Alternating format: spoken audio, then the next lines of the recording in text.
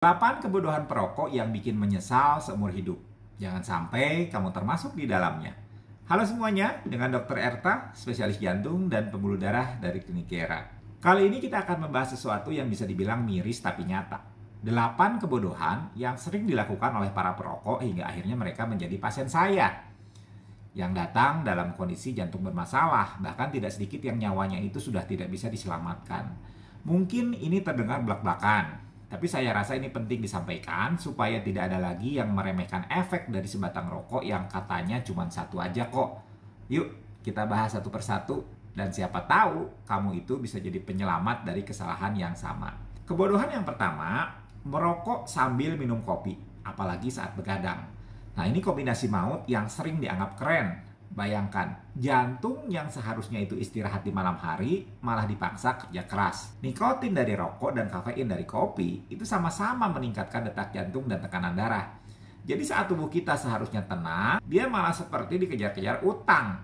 Detak jantung jadi cepat, tensi melonjak, pembuluh darah menegang, dan besoknya bukannya istirahat malah langsung kerja lagi. Tahu-tahu jantung berhenti. Bukan karena putus cinta, tapi karena overwork. Kebodohan kedua adalah menggabungkan rokok dengan olahraga berat. Saya pernah menangani pasien usia 30 tahunan yang kena serangan jantung habis main futsal. Kelihatannya sehat kan? Tapi ternyata dia merokok sebelum bertanding. Padahal olahraga yang intens, tubuh kita itu akan mengeluarkan adrenalin. Detak jantung dan tekanan darah akan naik secara alami. Kalau ditambah nikotin, ya sudah, ledakan dalam sistem peredaran darah itu tinggal menunggu waktu.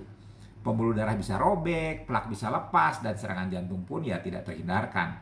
Kesalahan ketiga, ini yang sering terjadi di restoran. Makan makanan tinggi lemak sambil merokok. Suka lihat nggak? Orang habis makan steak, kentang goreng, atau bahkan nasi padang, terus nyender, santai, ngerokok, udah gitu minum kopi lagi. Nah, ini kombinasi yang jahat.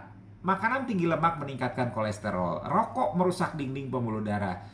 Jadi lemaknya lebih gampang menempel dan menyusup masuk. Ditambah lagi kalau makanan tadi itu gurih, asin. Kadar natrium naik, tensinya naik, kombinasi maut yang bikin pembuluh darahnya itu makin sempit dan gampang pecah. Kebodohan keempat itu adalah merokok sambil minum alkohol. Nah, ini sih klasik, apalagi di bar atau tempat hiburan malam. Alkohol sendiri diketahui bisa menyebabkan pelebaran pembuluh darah sementara, lalu menyempit drastis. Nah, kalau ditambah rokok yang penuh radikal bebas, efeknya itu makin buruk. Organ vital seperti jantung dan hati kerja keras. Sementara tubuhmu itu santai-santai berjoget. Bahaya intoksikasi meningkat drastis dan ya sudah beberapa kali ya ada pasien yang datang dalam kondisi tidak sadar karena kombinasi ini. Lanjut yang kelima, merokok sambil pakai narkoba. Nah, saya tahu ini terdengar ekstrim, tapi ini nyata. Saya pernah menerima pasien muda, usia belasan tahun, datang ke IGD subuh-subuh, intoksikasi berat karena kombinasi nikotin dan zat psikoaktif. Gabungan ini bisa bikin jantung berdebar hebat, aritmia, bahkan sampai henti jantung mendadak. Tubuh bukan mesin yang bisa disetel sesuka hati. Kadang, hanya karena satu malam nyoba-nyoba, seseorang kehilangan kesempatan seumur hidup untuk hidup sehat. Kesalahan keenam adalah merokok meskipun sudah punya diabetes. Nah, ini seperti menuangkan bensin ke api yang sudah menyala. Diabetes sendiri itu sudah merusak pembuluh darah, membuat dindingnya rapuh, mudah tersumbat oleh lemak. Nah, rokok itu mempercepat proses itu berkali-kali lipat. Saya sering lihat pasien dengan luka di kaki yang nggak sembuh-sembuh, sampai akhirnya harus diamputasi. Dan saat ditanya, masih merokok? Dikit-dikit aja dok. Dikit-dikit tapi dampaknya segunung, Pak. Kebodohan ketujuh adalah tetap merokok walaupun sudah kena serangan jantung. Nah, ini yang paling sering saya tanganin dan ini yang bikin saya geleng-geleng kepala. Sudah merasakan sendiri nyeri dada, merasakan sendiri sesak nafas, sudah pasang ring, tapi tetap merokok. Alasannya sudah terlanjur, susah dok, kebiasaan, ketergantungan itu namanya. Lah, justru karena sudah pernah harusnya kapok dong. Tapi sayangnya kecanduan itu sering menang. Akhirnya serangan jantung kedua pun datang. Dan kali ini tidak semua bisa diselamatkan. Padahal sudah diberi kesempatan kedua tapi disia-siakan. Dan kebodohan kedelapan adalah memulai merokok. Ini yang paling mendasar. Semua cerita horor tadi tidak akan terjadi kalau saja tidak pernah menyentuh rokok.